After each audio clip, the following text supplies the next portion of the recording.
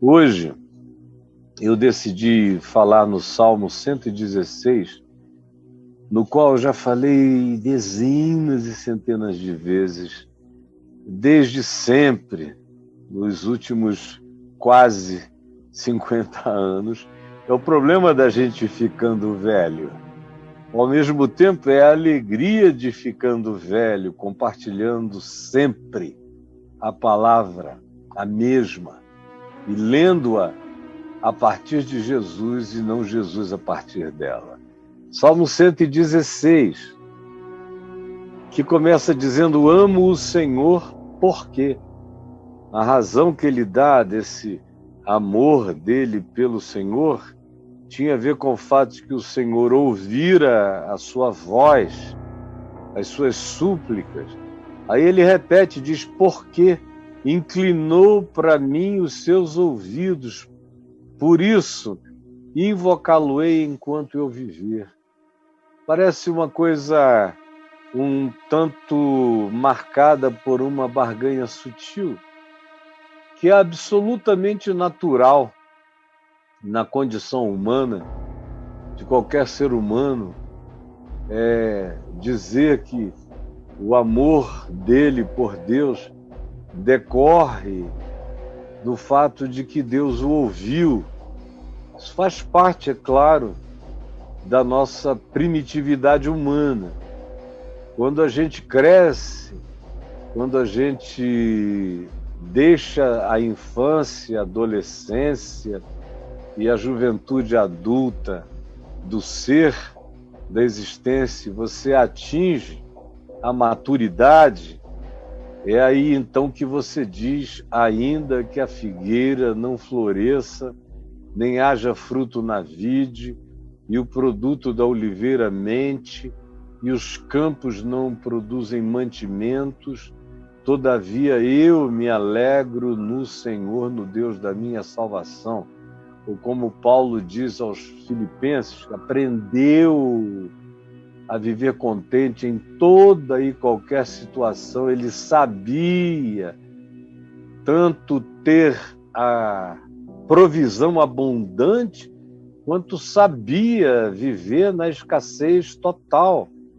E diz que de tudo e de todas as coisas eu tenho experiência, e aprendi essa atitude de contentamento, porque eu sei que eu tudo posso, no sentido de que eu tudo suporto.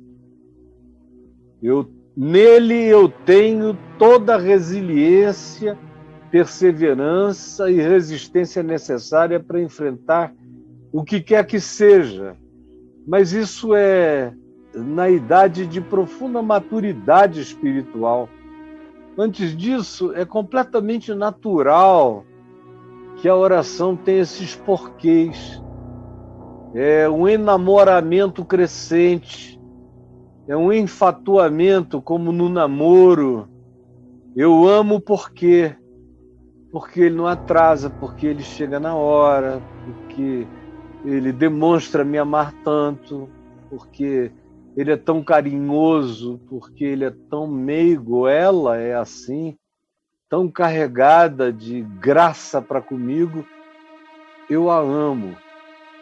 Agora, chega um tempo na vida em que você sabe que ama mesmo, mesmo quando não há nada e nenhuma dessas coisas.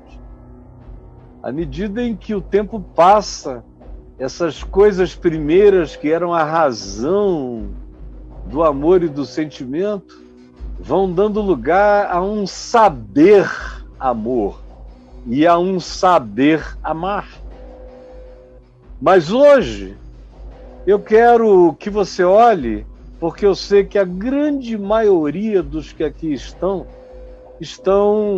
na mesma situação de quem escreveu esse salmo, o que felizmente é uma expressão de carinho, de gratidão, de amor, cheio de calor, de aninhamento em Deus. Ele diz, e primeiro eu quero ler só os versos onde ele descreve a situação na qual ele estava, em razão da qual ele fez súplicas em razão da qual ele trouxe as suas invocações ao Senhor. Ele disse que laços de morte o cercaram. É uma expressão que se repete na Escritura, especialmente nos Salmos. Laços de morte. É quando o indivíduo se sentia colocado naquelas arapucas humanas que outros criavam e criam para nós, onde você, embotando o pé, é zapt, puxado, porque tem uma mola natural de algo que se vergou e se prendeu, e há uma corda dissimulada no seu caminho. Se você puser o pé ali, tem um zapt.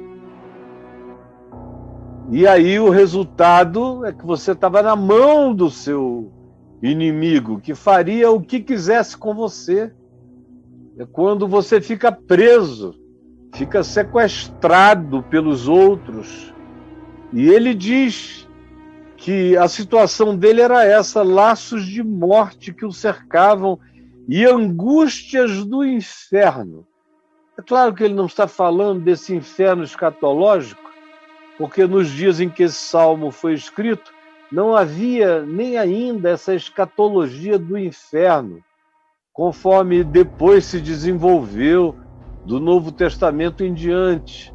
O inferno foi uma construção muito gradativa no fenômeno daquilo que se chama de acumulação religiosa ou da compreensão espiritual, primeiro dos hebreus e depois do cativeiro em Babilônia dos judeus, que aprenderam muito com os persas em especial, com os babilônios, com os medos e com os persas no final. Não é aqui agora a hora, mas há um aprendizado enorme que aconteceu, uma absorção. E ele diz angústias do inferno.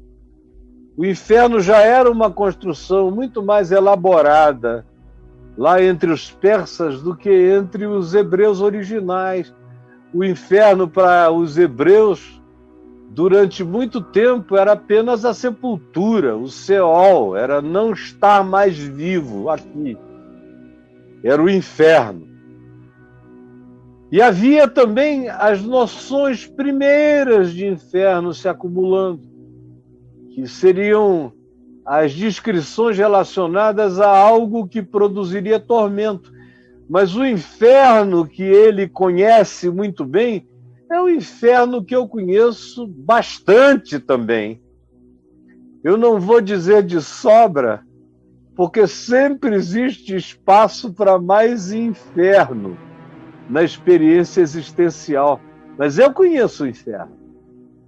Esse inferno do qual ele fala, de angústias do inferno se apoderaram de mim, eu sei o que é isso para dar a vender por várias gerações, essas angústias do inferno que se apoderam de nós. Era assim que ele estava. Então, como consequência disso, ele diz que caiu em estado mental. É quando a tribulação está à volta e a mente já se deixa capturar por ela e fica cheia de tribulação antecipada na mente, a construção mental do que poderia acontecer, considerando os laços de morte, considerando as angústias do inferno, considerando a certeza e a observação do que poderia acontecer. Ele disse: caí em tribulação e caí em tristeza. Porque a tribulação, antes de ser um acontecimento que se vincula ao que outros objetivamente estejam fazendo por nós, ou a existência esteja trazendo a nós, ou as circunstâncias estejam promovendo a nós, com suas tristezas, antes de ser algo objetivo, a tribulação se instala em nós na subjetividade, na construção mental aflita, pela verificação sensorial de que você está tomado por essas coisas, mesmo que as coisas ainda não tenham tomado você, você fica tomado pelas coisas e cai em tribulação e tristeza. Aí ele diz mais adiante: achava-me prostrado. Foi o estado no qual ele foi colocado, mental e espiritualmente. Ele entrou num estado de prostração, se jogou no chão. Essa afirmação, achava-me prostrado, designa, na antiguidade, aquele indivíduo que tinha caído mesmo em estado de depressão, se jogara no chão com a cara no pó. Tribulação, tristeza, angústias do inferno são maneiras antigas e poéticas para nós de dizer: entrei em depressão, mergulhei no pânico, na angústia do inferno. Quem já experimentou tribulação e angústias de tribulação e os infernos existenciais sabe exatamente que a depressão e o pânico colocam você sentado numa cadeira miserável no inferno de ser. E ele diz: eu me achava prostrado, sem energia para me pôr em pé diante das circunstâncias. Ele vai mais adiante no verso 11 e disse: eu disse na minha perturbação, todo homem é mentiroso. Ele entrou também nesse estado de perturbação cínica, de angústia cínica, onde ele olhava em volta e dizia: são todos iguais, não existe alternativa, não conheço ser humano melhor do que aqueles que me oprimem. É quando a alma universaliza a dor pessoal e a projeta sobre todo e qualquer que seja a relação, e diz, na angústia, na perturbação mental, no inferno das agonias, das ameaças, do medo, da depressão, do pânico. Todo ser humano é mentiroso.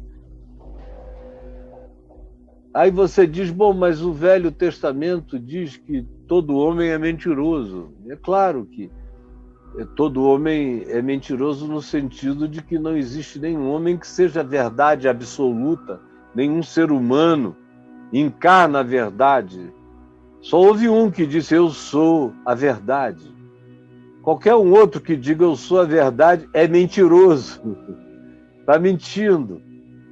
No entanto, quando se diz que todo homem é mentiroso, essa é uma generalização que, partindo de um homem para todos os homens, é um exagero mentiroso. Porque existem pessoas que não estão nessa categoria daqueles que mentem por profissão, prazer ou práticas cotidianas. Não.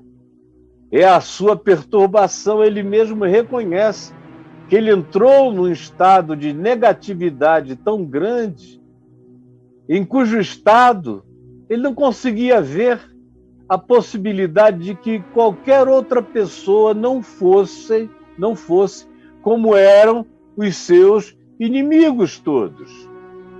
Aí há uma outra afirmação no verso 16, do estado no qual ele se colocou, quando ele afirma, no fim do verso 16, quebraste as minhas cadeias. Ele entrou num estado mental, embora as tribulações dele tivessem amparo em realidades constatáveis, nenhuma delas ainda tinha se finalizado, mas ele as tinha antecipado, de tal maneira que, mesmo elas não tendo ainda sido consumadas dentro dele, tudo já estava feito. E é isso que você precisa saber. É que as coisas que podem nos fazer mal ou nos prejudicar, ou que a gente faça a leitura de que elas sejam contra nós, se nós não tivermos um anteparo de defesa psicológica, espiritual, de confiança e de fé, elas podem nos arrebatar e fazer com que nós experimentemos na subjetividade tudo aquilo que objetivamente ainda não aconteceu e eventualmente não acontecerá. Mas a gente tem essa capacidade de, pela ansiedade, antecipar a tribulação, consumá-la, efetivá-la, realizá-la na nossa subjetividade, ainda que ela não tenha acontecido de modo objetivamente verificável fora de nós, como aparenta ser o que aqui aconteceu. Ele viu, ele se apavorou, ele sentiu, eram laços de morte, eram angústias do inferno que se apoderaram dele em razão dessa constatação, e ele cai nesse estado, e ele se prostra nesse estado, e ele se enche de perturbação cínica nesse estado, ele não crê em saída, todo homem é mentiroso, e ele se autocoloca, ele se põe dentro de uma cadeia, fecha a porta e joga a chave em algum lugar e fica preso nessa agonia. Esse é o estado mental, emocional, psicológico desse indivíduo que escreveu esse salmo. E aí, nesse estado, ele decide orar. Ele decide invocar ao Senhor. E aí eu quero ler as gratidões dele pelo que aconteceu na subjetividade, pela mudança interior. Não necessariamente as coisas mudaram todas do lado de fora, mas elas mudaram todas do lado de dentro. E aí ele invocou o Senhor, ele diz, ama o Senhor porque ele ouve a minha voz e as minhas súplicas, porque inclinou para mim os seus ouvidos. Ele estava nesse estado prostrado, deprimido, com ondulações de angústias do inferno, entrando em estado de pânico, perturbado, profundamente descrente de tudo e de todos, em tribulação e tristeza. É o poço onde ele caiu, o poço da tribulação auto-infligida, da angústia do inferno nutrida em si mesmo. Havia perigos? Havia. Eles tinham se consumado? Não. Eles eram ameaças. Mas há pessoas para as quais nada precisa acontecer.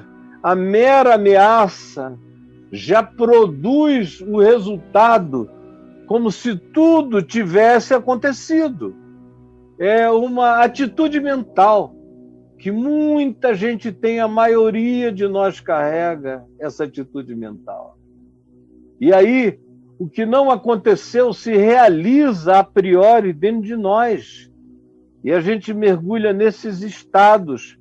E ele diz que no meio dessa história, afogado em si mesmo, nas suas próprias agonias, como eu sei que há muita gente aqui com a gente, em todas as plataformas, mergulhados nesse tipo de subjetividade agônica e desesperada, que é o que nos leva a buscar toda sorte de analgésico psíquico para a alma, de diminuição do pavor, da angústia, do medo, do pânico, do desespero.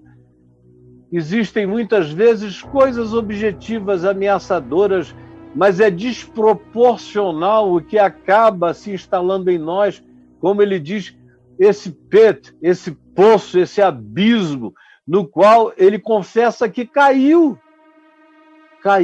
em tribulação e tristeza.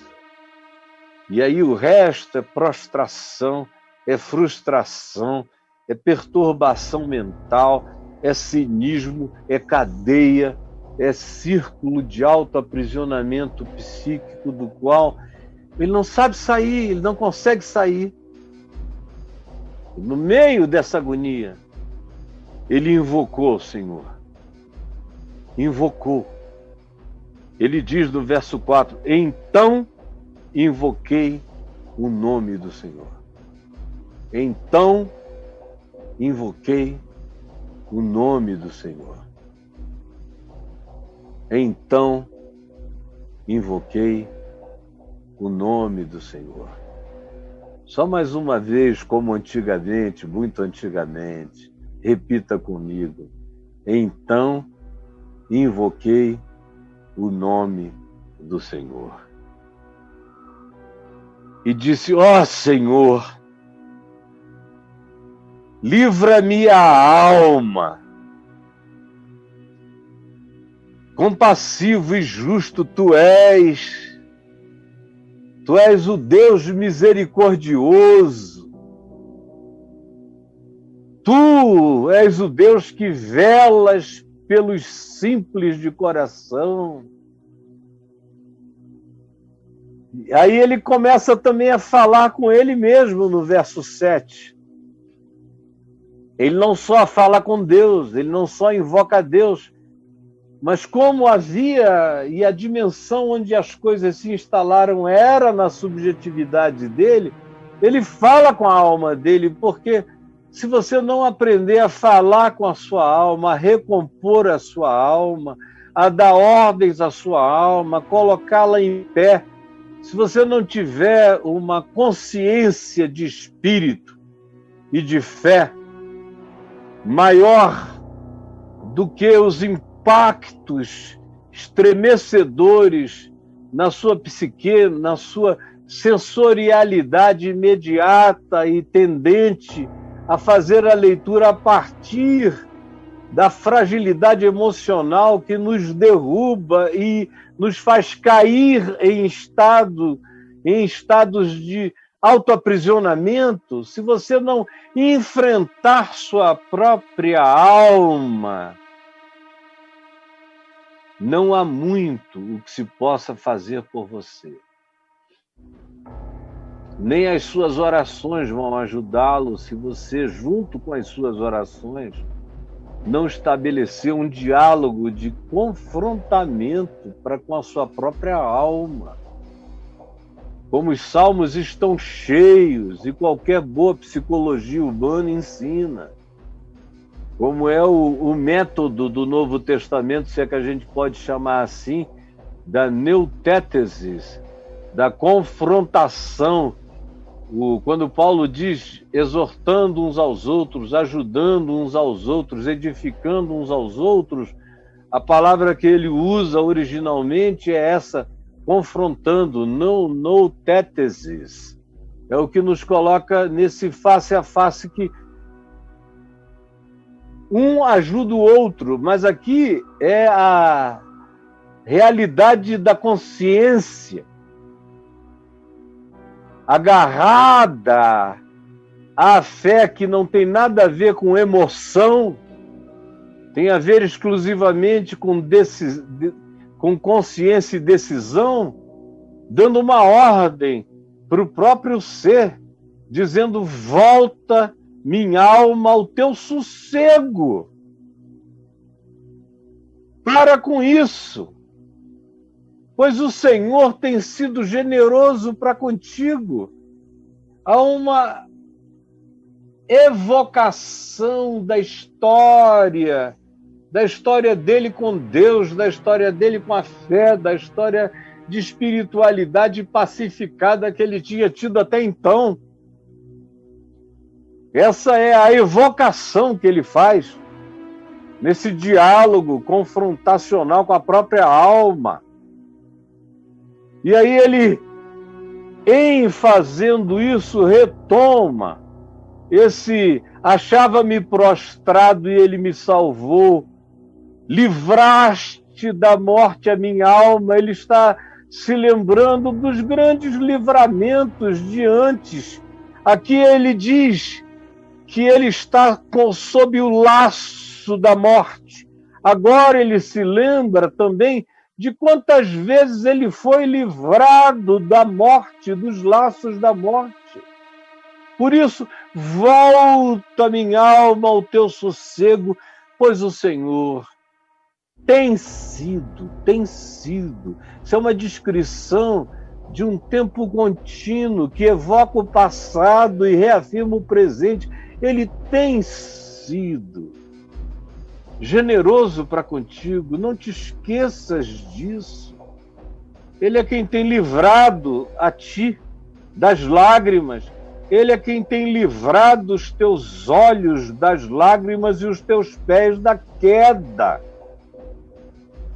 Lembra disso, volta ao teu sossego, determina com consciência que ao invés de ficar prostrado, no verso 9 ele diz, andarei na presença do Senhor. Ele se levanta, ele se põe na terra dos viventes, e não no inferno, não no Seol, não no mundo dos mortos. É uma decisão romper com o mundo dos mortos, andar na presença do Deus da vida. Ele diz, eu cria, isso é passado. Ainda que eu disse, estive sobremodo aflito. Já passou, não é mais. Eu disse da minha perturbação, todo homem é mentiroso. Já passou, não está mais nesse estado. Quando a mera atitude mental começa a mudar, tudo mais vai se desconstruindo.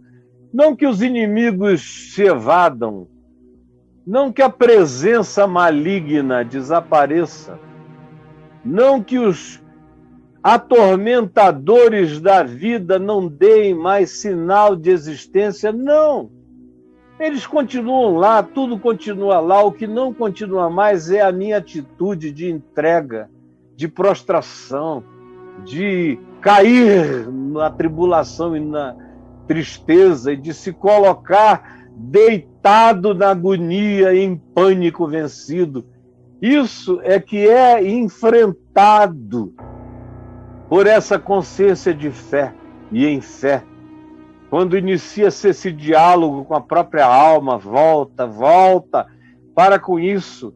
Tu andas em pé, tu és antropos da fé de Deus.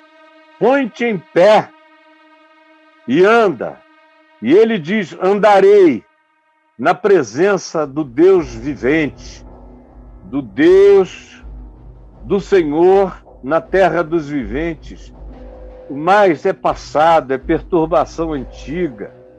Aí recuperado e saído da cadeia, declarando que tudo isso já tem relação com o passado e que teve o seu poder maior na subjetividade, enfrentando e vencendo a subjetividade e pondo-se em pé. O verso 12 diz, que darei ao Senhor por todos os seus benefícios para comigo. Esse indivíduo que tinha caído em tribulação e em tristeza por causa de ameaças, medo, pânico, depressividade decorrente disso, reage em fé, decide se colocar em pé, inicia um diálogo de convencimento da alma que é tendente a aceitar as razões da depressão, as razões do pânico, as razões do medo, as razões dos ameaçadores e do temor em relação a se deixar ameaçar. Quando a gente dá razão a essa subjetividade, ela nos engole vivo, completamente e por inteiro. Ele não tinha as medicinas que a gente tem. Se fosse hoje em dia, esse cara já estava entupido de um monte de coisas. E não iria se levantar, iria ficar morrendo de pena de si mesmo por ter tantos inimigos, e os inimigos iriam deixar de persegui-lo porque ele tinha sido tirado de combate. Os inimigos fizeram... Ah! E ele... Ah! E os inimigos saíram rindo, porque ele caiu no chão, auto-vitimado, coitadinho de mim. Eu não estou dizendo que todos os casos de depressão e pânico são assim. Mas eu estou dizendo que uma quantidade expressiva deles são assim. E a gente tem que verificar o que está acontecendo conosco. Você tem que chamar a sua alma de volta, dialogar com ela. Vem cá, senta aqui, olha o sossego. Você nunca viveu nessa aflição. Você sempre se submeteu à generosidade de Deus para contigo. E agora, aparentemente vencido esse tempo, na subjetividade no coração, ele entra num outro estado. Ele sai da depressão pela fé, pela evocação da alma quanto a confiar em Deus, e agora isso tudo se transforma pela fé também em gratidão. Que darei ao Senhor por todos os seus benefícios para comigo? Os benefícios de hoje, os benefícios de ontem, os benefícios de amanhã. Que darei? Ele diz: tomarei o cálice da salvação e invocarei o nome do Senhor. A conclusão desse indivíduo é que ele não tinha barganhas a fazer com Deus, não tinha absolutamente nada que ele pudesse oferecer a Deus como retribuição, como objeto de troca, ou proposta de troca, ou voto de troca, ou qualquer que fosse a natureza objetiva ou subjetiva da barganha a ser proposta. Ele sabe que não existe nada. Que o livramento de Deus é graça, é misericórdia. E toda a participação dele no processo foi com a dimensão superior da consciência, em estado de fé, de confiança no amor e da misericórdia de Deus, dialogar com o esfacelamento emocional dele próprio, da sua alma, da sua nepaz, que é esse ente interior e subjetivo altamente impressionável, aqui designado como minha alma. Que darei ao Senhor por todos os seus benefícios para comigo? Ele descobre que não tem nada a fazer, a não ser beber mais salvação, mais graça, mais confiança,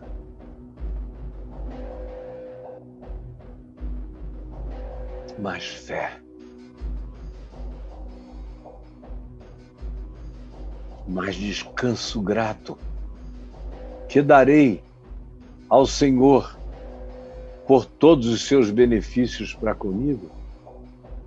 Eu não tenho nada, sei que qualquer coisa que eu ofereça não é nada.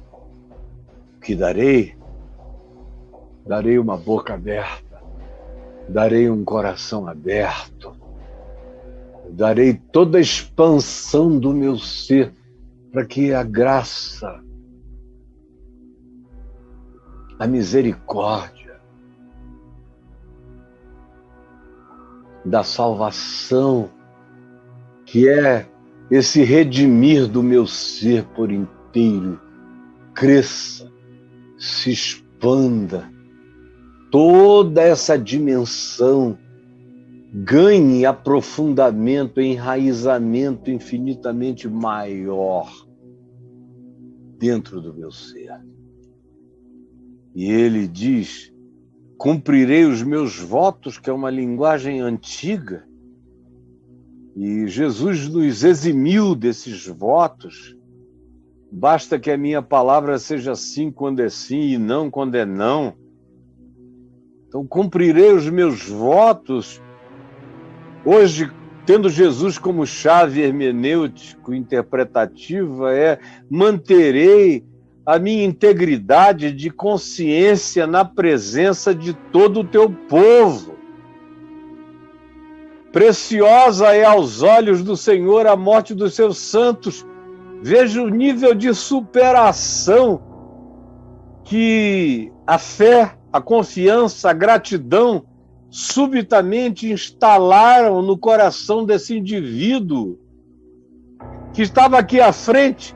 Bateram o pé e ele correu em estado de desespero. Agora aqui, depois de olhar para cima, de dizer socorro, Senhor, depois de olhar para dentro e dizer minha alma, levanta, depois de se voltar inteiro e dizer obrigado, que darei, e de responder, eu não tenho nada a dar, eu só quero é mais de ti. Ele prossegue e enraiza sua consciência, sua convicção, e diz, andarei em integridade, na presença de todo o teu povo, na vida. E aí ele transcende o cara que está com medo e com angústias do inferno e medo de tudo, de repente transcende. Ele sai disso aqui em estado de transcendência. Preciosa é aos olhos do Senhor a morte dos seus santos. Já não há qualquer questão da morte, a morte como ameaça. Nesse estado, depois dessa compreensão, depois dessa viagem, que para mim aqui é só uma leitura, mas na vida real, para esse indivíduo, isso pode ter durado meses ou anos. A conclusão existencial e psicológica disso tudo não necessariamente foi algo instantâneo, às vezes é da noite para o dia. Você vai dormir de um modo e amanhece de outro. Comigo já aconteceu assim 1 trilhão de vezes. Ao mesmo tempo que eu sei que existem aquelas circunstâncias em que você atravessa vales longos, com sentimentos pesados, com opressões diversas, tribulações muitas, nem sempre tocado, mas sempre cercado, parece que nunca acaba, e os meses e os anos se sucedem, e você dá ordens à sua alma todo dia um trabalho para chamá-la a pôr-se em pé, é um trabalho de enfrentar as emoções e os sentimentos com o pensamento, a consciência, a decisão, a confiança, a fé. Mas ele chega nesse estado em que ele transcende e diz, preciosa é aos olhos do Senhor a morte dos seus santos. Senhor, eu tenho uma história contigo, desde o tempo dos meus pais e dos meus avós.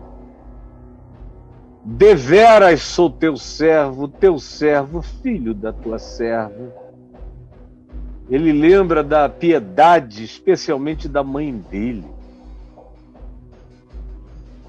E ele sabe que ele não é sozinho, ele, nesse sentido, ele é também uma continuidade. Nem todo mundo é assim. Tem gente que começou em Deus, em Cristo, e não tem nenhuma umbilicalidade espiritual que tenha sido a razão principal do indivíduo ter chegado àquele estado de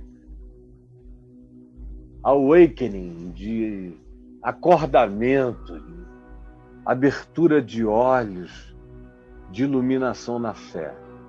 Mas há alguns, eu, por exemplo, poderia dizer, sou teu servo.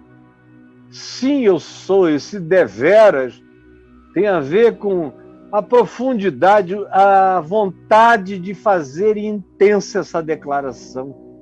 É verdade, sinceramente, ó Deus, que eu sou teu, e eu não sou teu apenas porque eu nasci teu. Eu sou teu porque a minha mãe já era tua. Já te amava. No meu caso, a minha mãe também, a minha avó, te amavam. Meu pai era um agnóstico. Mas quando eu nasci, o agnóstico escondido me levou para um canto do quarto no hospital e disse: Deus, eu não sei se há Deus, mas se há Deus, eu dedico esse meu filho ao Deus que é e peço que ele seja teu e que ele seja um proclamador da tua palavra no mundo. A única coisa que eu peço é que ele não seja um sacerdote que não pode se casar e ter filhos, porque eu gostaria que ele conhecesse o amor de uma mulher e conhecesse o amor dos filhos. É só o que eu peço. Se há Deus, eu também sou deveras filho desse agnóstico que faz uma oração ao Deus eterno, ao Deus que é, dizendo: Deus, eu não sei se há Deus, mas se há Deus, eis aqui o meu filho. Deveras sou teu servo, filho da tua serva e filho daquele pai agnóstico. E tu és aquele que ouviste as orações da minha mãe. No meu caso, eu sou fruto, de fato, da oração da minha mãe, do meu pai e da minha avó. Foram anos de oração por mim, anos e anos e anos e anos, de modo que eu deveras sou teu servo, filho dos teus servos, quebraste as minhas cadeias. A gente ora não só as nossas orações, mas as nossas orações também vêm carregadas das orações dos nossos antepassados, daqueles que nos amaram e que oraram por nós. Orações não têm prazo de validade.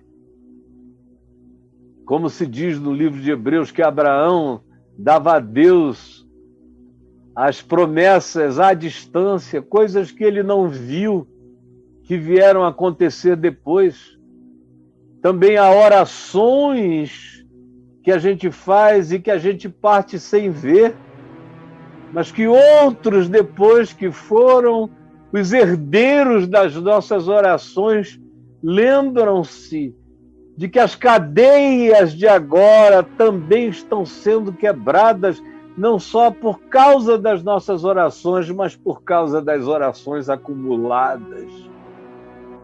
Como se diz no Salmo 56, tu guardaste as minhas lágrimas no teu odre, guardaste também as lágrimas dos meus pais, as lágrimas de todos, e as minhas também. Todas as lágrimas das intenções da libertação, guardadas no teu odre.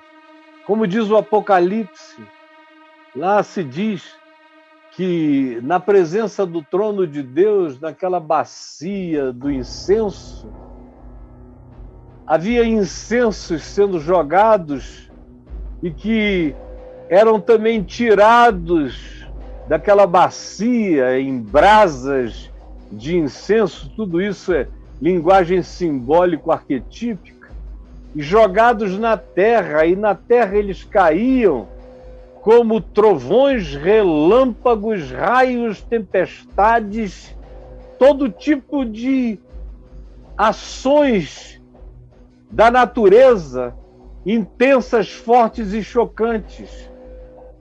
E aí o Apocalipse diz: ora, o incenso são as orações dos santos. E o resultado delas, e tanta gente que orou por nós, que não está mais aqui, que já se foi.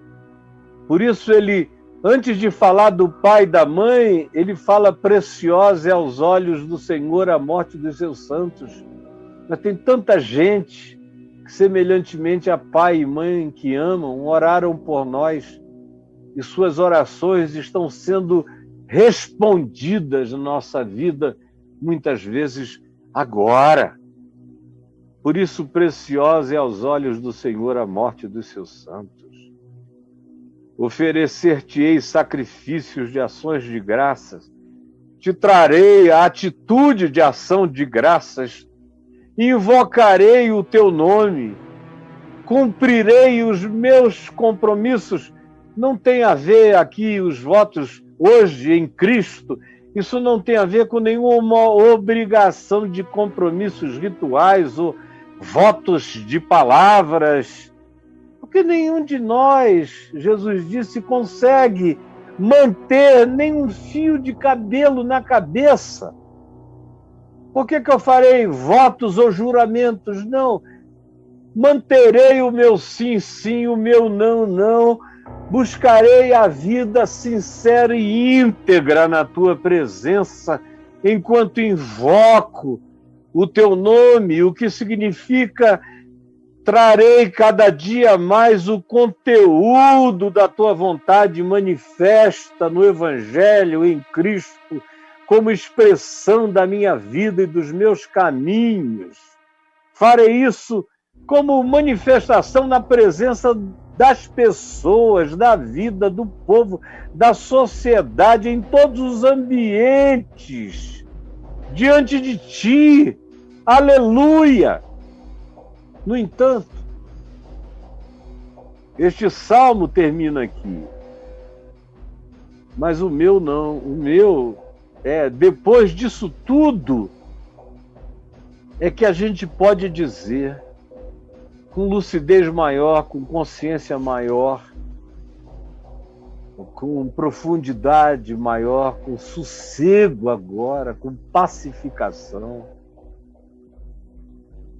o que se diz na introdução do Salmo: amo o Senhor, porque Ele ouve, o tempo é presente, Ele ouve, Ele já aprendeu aqui, Ele sabe agora, esse homem, porque Ele ouve, já é a palavra no tempo presente, no presente contínuo, de alguém que do passado até agora tem todas as razões para projetar o futuro e saber que aquele que me ouviu é aquele que, desde os meus antepassados, ou me ouve antes de eu orar a Ele, eu já vinha sendo orado.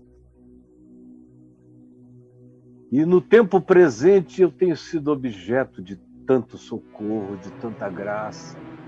Ele me pôs em pé, me pacificou o coração, me fez em gratidão transcender a tudo, a todos, e me coloca nesse ninho. Então eu estou pronto para ler os 2 primeiros versos introdutórios deste salmo, que diz: amo o Senhor porque Ele ouve a minha voz, porque Ele ouve as minhas súplicas, porque Ele inclinou, é o passado, é a memória, inclinou para mim os seus ouvidos, me livrou da angústia do inferno em mim mesmo, dos laços de morte, do meu medo, do meu pânico, da minha prostração, me livrou, me livrou, me livrou. Por isso, eu invocá-lo-ei enquanto eu viver. Ó Jesus, todos entenderam, todos compreenderam. E eu te peço que aqueles que hoje estiverem prontos para esta palavra, para esta provocação em fé, para esse desafio E para essa consolação no espírito, tomem posse para si dessa palavra que continua em vigência para a alma, não somente hoje, mas para todo sempre. Amém, amém e amém.